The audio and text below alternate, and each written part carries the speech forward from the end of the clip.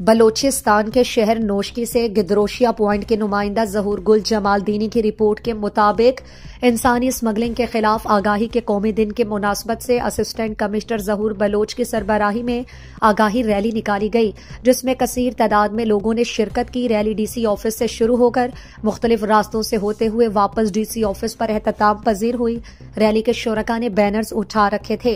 Rally के एहतताम पर assistant commissioner जहूर Bloch ने मीडिया से गुफ्तगू में कहा कि इस दिन का मकसद इंसानी स्मगलिंग के नासूर के बारे में शऊर उजागर करना, मुतासरीन की हिमायत करना और इस गैर कानूनी अमल के खात्मे के लिए इकदामात को फरोग देना है। इंसानी स्मगलिंग दुनिया भर में एक संगीन मसला है जो मर्द, खवातीन और बच्चों को गुलामी, जबरी मुशक्कत, जिस्म फरोशी और दीगर गैर कानूनी सरगर्मियों में धकेल देता है।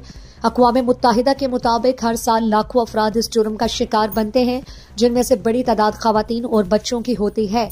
उन्होंने कहा कि इंसानी स्मगलिंग न सिर्फ कानूनी जुर्म है बल्कि इंसानियत के वकार पर एक धब्बा भी है। हम सब इस आलमी दिन को अपनी कोशिशों की तजदीद के तौर पर इस्तेमाल करें ताकि एक ऐसी दुनिया की तश्कील मुमकिन बन सके जहां कोई भी शख्स आज़ादी और इज्जत से महरूम ना हो।